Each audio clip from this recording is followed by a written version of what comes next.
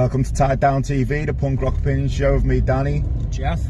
To what is our 50th episode, and as you can see, we are currently in the car driving, as we have got a special episode today, as we have been invited to an interview as well as an exclusive performance by one of Liverpool's most underrated bands, Bovver Bailey. So we're on our way now, and we're fucking lost and in traffic. So Chaos on a Friday night in Liverpool. yeah, so let's see what happens. End of the line! 1, 2, 3, 4!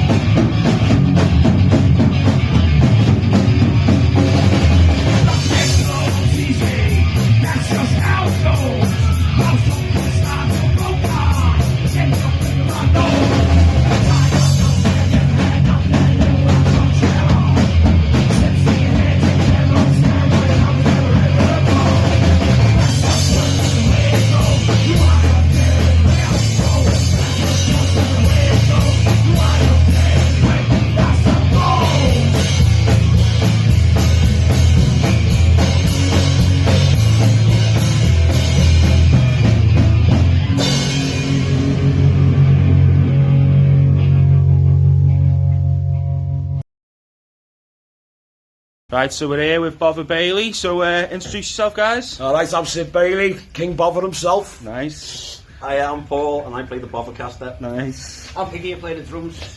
I'm Jared, I play the bass. Nice. Collectively and individually, you've been in bands covering music that ranges from punk, ska, hardcore, psychobilly and metal. So when did this band get together, and what made you decide to go in this direction? And jazz. And jazz. Oh, and jazz. And jug band music. It's jug band music. That's Piggy leaving it out when I was asking him the other It's day. jug band music that led us to Boy. It's True, yeah. Yeah, I know. Yeah, so... No pressure. What led All you? the influences did it lead to this formation of the band? Yeah. You're not fucking Well, listening to that? I am deaf, you know. I know. What? Right, hang on. Right, so... Yeah, we all come from like a punk back like that. Not quite a lot, like being Piggy, I've been quite years ago in the hardcore scene and stuff like that, and psychobilly angle from Paul. Psychobilly angles. Psychobilly angles, yeah. Yeah. Gents, long member of Zen baseball bat, and I'm just waffling now because somebody else take away from me. We've all done loads of weird shit, but ultimately we all just ended up playing Oi. Because we all like Oi. Yeah. Yeah. Rock and roll Oi. Oi with a bit of rock and roll. Well, it's a bit of everyone's influence, really. Isn't Yeah. it? Yeah. Big horrible gumbo. Because we still play a few fast songs, but we tend to score. Quite a nice gumbo. Yeah. It's a nice gumbo. Although it's salty aftertaste. Yeah, you're spending too much time with him. Don't let these elaborate, mate. We'll be in it. Does that answer your question? Yeah, pretty much. One of the things like I think is quite unique to you guys when you see a live show is you haven't got songs that like words are sang together. You've got songs where almost whole songs are sang as a unit. Yeah. So who writes the lyrics and what are the basic themes of the songs? I think I know the answer already, but go ahead and answer that. To be honest, all the lyrically, it's mainly Paul, but Sid throws a lot in to the mix as well. Like, Okay, I thought and it it's was all Sid, yeah. it's all localised lyrics. It's all about the local area. Yeah, what's because- going down, Sid growing up, and Yeah. I don't know, some people we may have met on the way who are a bit strange. And It's not really nostalgic though, is it? No. Not nostalgic. It's not saying we want to go back to the good old days. Yeah. It's just So saying I don't this is go the way it those was. Like, days. so. And it's that kind of thing as well, like if you come from any sort of concrete city with smackheads in the alleys and stuff, like you can definitely identify with the music. Like, although we do sing about like Liverpool specific areas, like you related to anywhere, Glasgow, Newcastle, whatever. All that urban working class kind of areas, isn't it? Tenement blocks, tenement areas. Yeah, that's yeah. it. Council estates, all that kind of stuff, yeah. That's the core of Oi, isn't it? We sing about what's right in front of you. what you know. It's observational. Yes. Always, Observation. Observational. Oi observation. Observational. Like,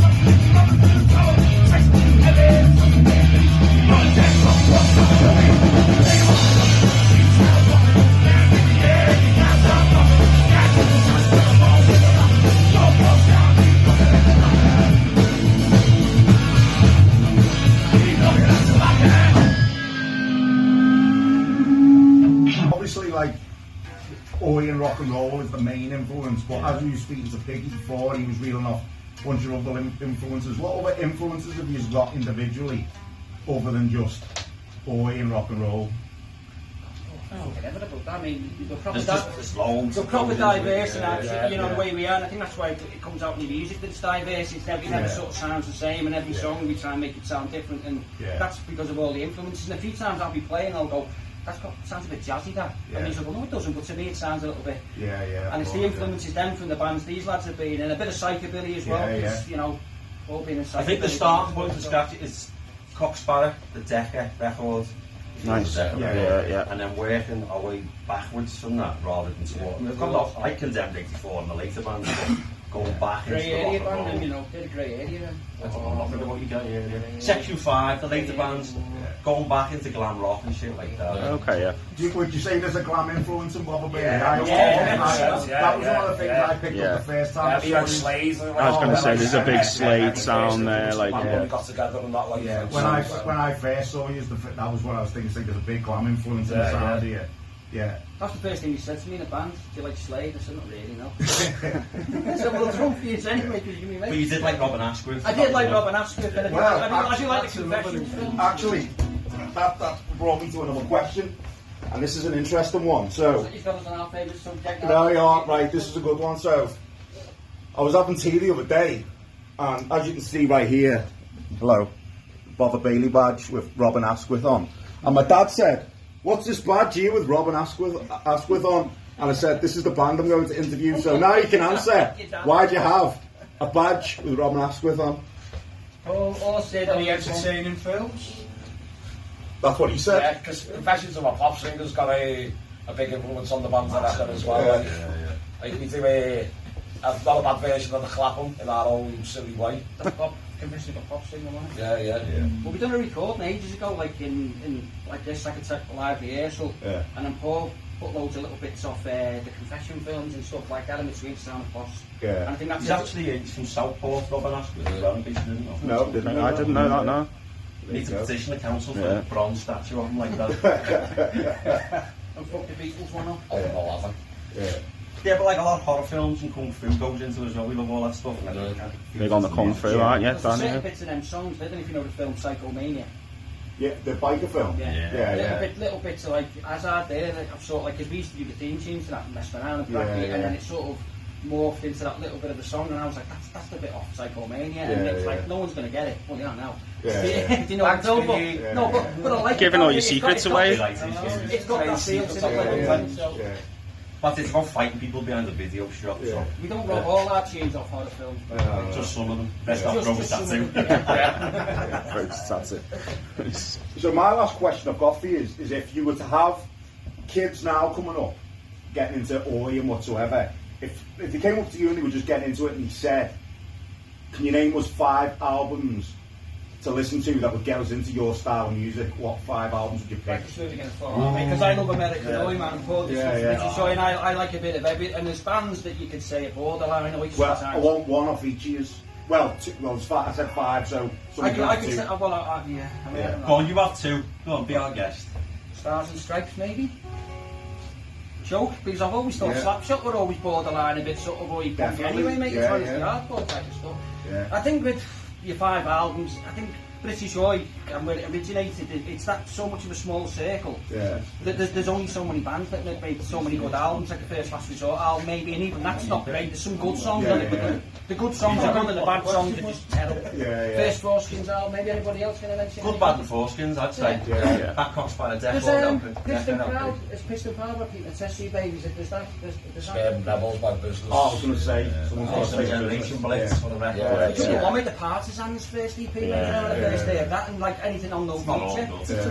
Because all that sort of punk and No Future, so the Violators, the Violators, but I quite like the Violators. Yeah, but how many other bands would do what the Violators are doing with that tribal type of stuff with the sound, right? Blitz, obviously Blitz, all that attack, which to me is probably one of the best EPs ever made, next to the Slave EP by Infest, which is seasoning on the best 7 each ever released by anyone. When you mention Infest, mate, He's not bothered. you mentioned like Cheer Terror and nobody even social band. I didn't mention United Mutation Seeds, did I? I should have fucked up now, Jeff. Right, get Michael out there. Go and tell them. Go and tell them. Go and tell them. The Business, Suburban Rebels, cracker album, put that in your ears. And Tell them about Reeks. oh yeah, they're French band, Ricks. R-I-X-E. Their first 2 7-inches are absolutely fantastic. Templars. I've never heard them. Have you heard them? Absolutely fantastic. Early Templars, mate. Yeah, anything by the Templars. Round the back of the Hazard.